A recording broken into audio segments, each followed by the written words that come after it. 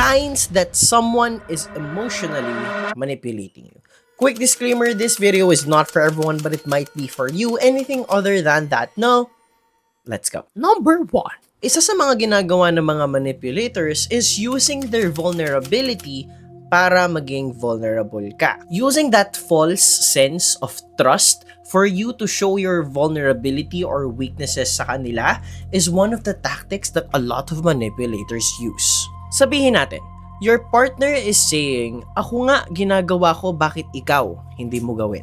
Yun yung isa sa mga nakakatakot kapag narinig kasi you don't know that you are being manipulated. Number 2, making you feel like you are the bad guy. Gamitin natin yung example mula sa number 1. Ako nga, ginagawa ko bakit ikaw hindi mo kayang gawin? Tapos, they are going to use that leverage to make you look like the bad guy. Ako kaya kitang pagkatiwalaan, bakit ako hindi mo kayang gawin?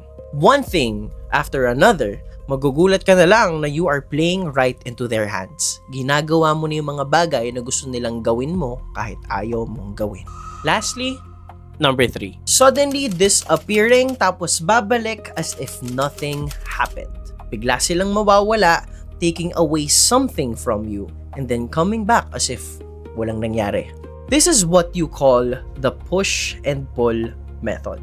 Yung sasanayin ka nilang meron kang nakukuha mula sa kanila and then suddenly disappearing. And then one thing after another, you find yourself wanting more.